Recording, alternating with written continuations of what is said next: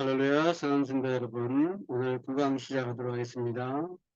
자, 하나님은 오늘도 살아계시고 영원토록 동일하십니다. 아멘.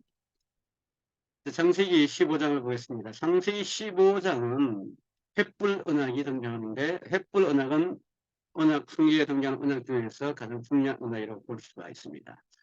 창세기 15장 17절에서 하나님은 의식을 향함으로써 약속을 지키시는 보증으로서 자기 자신을 사용합니다.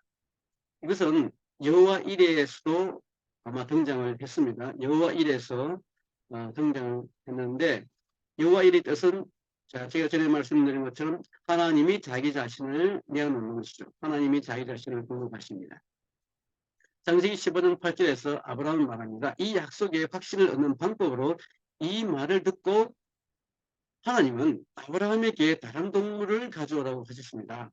하나님은 고대에 행해졌던 그 아브라함과 함께 의식을 행하고자 했는데, 의식의 이 두 부분은 동물의 쪼개진 시체를 통과하여서 둘 중 하나가 약속을 지키지 않으면 그 사람은 그들이 걷는 동물의 쪼개진 몸과 같이 될 것이라는 것을 상징하는 것이죠.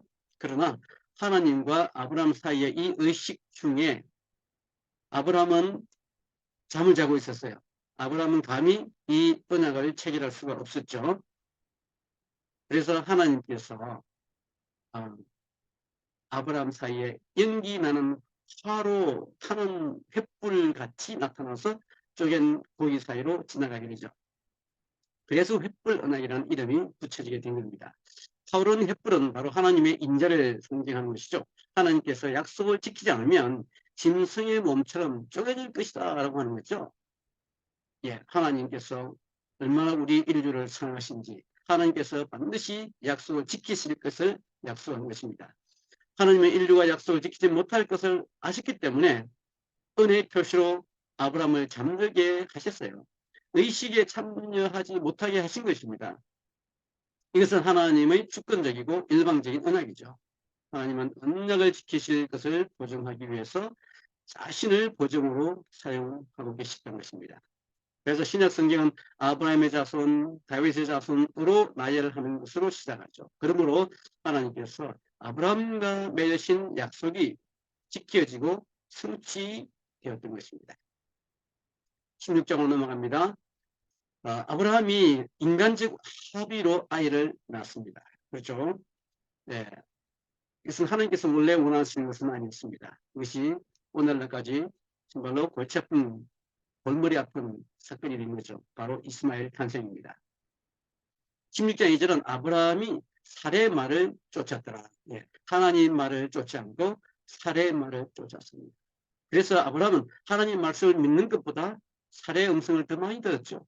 하갈이 잉태하였지만 그 아이는 하나님께 속하신 약속의 아들이 아니었어요. 이스마엘이었죠. 오늘날까지 골치 아픈 사건이 생기게 된 것입니다. 이것은 성령의 능력으로 일어난 것이 아니죠. 성령의 역사는 육신의 역사가 아니기 때문입니다. 하갈은 애굽 땅에서 기근을 피할 때 사례를 누이라고 하여 얻은 노예입니다. 그 노예를 통해서 이스마엘이 태어난 거죠. 그때 애굽 바로는 세상의 어머니 사례를 아내로 삼으려고 했습니다. 그러나 애굽 여인의 믿음의 조상 아브라함을 취하겠죠. 그래서 하나님께서 극적으로 사례를 구해냅니다. 아브라함은 가나안 땅에서 10년을 살면서 하나님의 약속을 끈기 있게 기다렸습니다. 하나님께서 약속의 자녀를 주시지 않은 것은 두 사람이 육체적으로 아이를 가질 수 있을 때까지 기다리셨던 것이죠. 아니죠. 육체적으로 아이를 가질 수 없을 때까지 기다리는 것이죠. 왜냐하면 하나님의 능력이 나타나기 위해서는 불가능해야 되기 때문에 육신적으로 아이를 태어날 수 없는 상태가 되어야만이 비로소 하나님께서 역사하실 수 있기 때문에 하나님께서 기다리신 것입니다. 이것을 다른 방식으로 표현하자면 하나님은 둘 다 불임이 될 때까지 기다리셨던 것입니다. 아브라함도 생산할 능력이 없어지고 사라도 생산할 능력이 없어질 때까지 기다리신 것이죠. 바로 그 순간에 하나님께서 일을 시작하신 것입니다. 그래서 이 일은 하나님께로부터 시작된 것이죠. 사람의 능력으로 된 것이 아니라는 것입니다. 모든 인간의 모든 가능성이 끝날 때 바로 하나님의 구속 사역이 활성화되는 것이죠.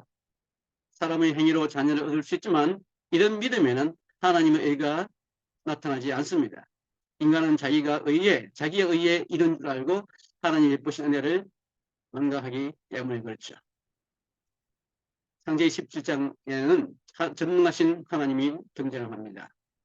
하나님의 주권은 바로 이 17장에서 더 많이 제시되고 널리 퍼져 있는데 나는 전능한 하나님이라 나는 올마이티 가시라고 하나님을 소개하고 있습니다. 왜냐하면 아브라함이 계속 하나님을 믿지 못하고 있기 때문에 하나님께서는 다시 한 번 더 하나님의 전능하심을 보여주기 위해서 다른 이름을 사용하게 된 것이죠. 내 앞에서 행하여 흠이 없이 되라는 말씀은 하나님의 약속을 전적으로 신뢰하고 오직 하나님께만 전함으로써 모든 존경을 하나님께 드려야 함을 의미하고 있습니다. 하나님은 아브라함이 육체적으로 아이를 낳지 못하더라도 아들을 주실 것임을 강조하고 계신 것이죠. 그러므로 모든 신뢰는 바로 전능하신 하나님께 두어야 한다는 것입니다. 17장은 16장과 연결해서 이해를 해야 되는데 하갈을 통한 그 육신의 자녀와 사례를 통한 영적 자녀 사이의 차이를 비교해 주기 때문에 그렇습니다. 창세기 16장 16절은 하갈이 이스마엘을 낳을 때에 아브라함이 86세였더라라고 기록하죠. 그래서 99세에서 86을 빼면 13년이 되죠. 그래서 성경은 독자들이 하나님과 아브라함의 관계가 13년 동안 끊겨졌다는 것을 알기를 원하는 것입니다. 하나님은 아브라함의 자리를 대신할 수 있었지만은 하나님의 주권적인 뜻을 이루시기 위해서 아브라함은 99세에 13년 만에 그에게 다시 나타나신 거죠. 17장 11절에서 보시면 하나님은 아브라함에게 하나님과 아브라함 사이의 언약의 표징으로 할례를 행하라고 말씀을 하시죠. 바로 할례는 언약의 하나의 표징이 되고 언약의 성육신이 피부에 임하는 것이죠. 세상을 의지하는 모든 것을 이제 베어버리고 모든 의지와 신뢰를 하나님과 그의 약속에 두어야 한다는 하나의 표징이 되는 것입니다. 하나님은 왜 표징을 이 피를 자르라고 하셨을까요? 약속의 신은 바로 인간의 육신의 행위로 맺어지는 것이 아니라 하나님 자신의 역사와 뜻으로 약속을 이루실 것을 깨닫게 하기 때문에 그렇습니다. 따라서 아브라함이 의지했던 그 육적인 부분을 끌어내야 하는 것이죠. 우리가 의지하는 것이 하나님을 대신하는 우상이 될 수가 있으니까요. 거기에 칼을 꽂아야 합니다. 우리는 하나님과 새로운 언약 관계를 맺을 수 있도록 그 우상들을 치우고 제거하고 그곳에 대신 십자가를 두어야 합니다. 하나님은 너희 육체에 세운 내 언약은 영원한 언약이라고 말씀하고 계시죠. 그래서 하나님은 자신의 약속에 대한 신실하심을 나타내시기 위해 자신의 이름을 전능하신 하나님이라는 뜻으로 엘샤라이라고 하신 것입니다. 그래서 아브라함은 아브라함은 존귀한 아버지의 이름이죠. 근데 아브라함은 열국의 아버지. 그래서 이름이 바뀌게 됩니다. 그리고 사례는 열국의 어머니로 바뀌게 되죠. 이렇게 이름이 바뀜으로 해서 새로운 국면으로 들어서게 됩니다. 17장 17절에서 19절에서는 아브라함은 여전히 하나님의 약속을 믿지 않고 엎드려 비웃는 모습을 보여주고 있죠. 그는 마음속으로 이스마엘을 자녀로 삼았습니다. 그러나 하나님은 이삭을 낳게 하시고 또 그와 그의 모든 후손과 언약을 맺습니다. 하나님은 아브라함과 4번 언약을 주고 맺었습니다. 아브라함이 믿음의 조상이 된 것은 하나님의 주권적 은혜로 말미암아 된 것인지 그의 성품이나 공로로 말미암아 된 것이 아닙니다. 우리가 인간적으로 보면 아브라함은 전혀 자격이 사실 없어요. 얼마나 많은 실수를 했는지 모릅니다. 하나님의 그 구속사에게 얼마나 많은 위기를 가져다 주었는지 몰라요. 그럼에도 불구하고 하나님께 끝까지 아브라함을 붙드시는 그런 모습을 보면서 저는 아브라함이 몹시 부러웠던 것이죠. 아브라함은 얼마나 좋을까. 저렇게 많은 실수해도 하나님께서 절대로 버리지 않고 하나님은 아브라함을 들어서 쓰시는구나. 우리도 아브라함같이 하나님 앞에 쓰임받는 저와 여러분이 되기를 주의 이름으로 축원합니다. 창세기 20장을 보겠습니다. 20장 이제 1절로 2절을 보시면 이제 사라는 아비멜렉에게 사로잡혀서 이제 가는 모습을 보게 됩니다. 사라는 그랄 왕 아비멜렉에게 아내로 삼을 뻔했죠. 애굽의 바로왕 그랄 왕 아비멜렉은 하나님의 자녀를 대적하는 원수요 또 세상 나라의 통치자였습니다. 이것은 단순히 육체적인 문제가 아니라 그들의 행동이 하나님의 계획을 거스리는 사탄과 직결되어 있는 것이죠. 그래서 이것은 하나님의 선택된 자녀에 대한 공격이라고 볼 수 있습니다. 후속사는 여자의 후손과 뱀의 후손의 싸움이죠. 두 그룹의 싸움인 것입니다. 사탄의 계획은 항상 여자의 후손을 낳는 그 하나님의 계획을 가로막는 것이죠. 하나님의 구속사역을 가로막는 것이 바로 사탄의 전략입니다.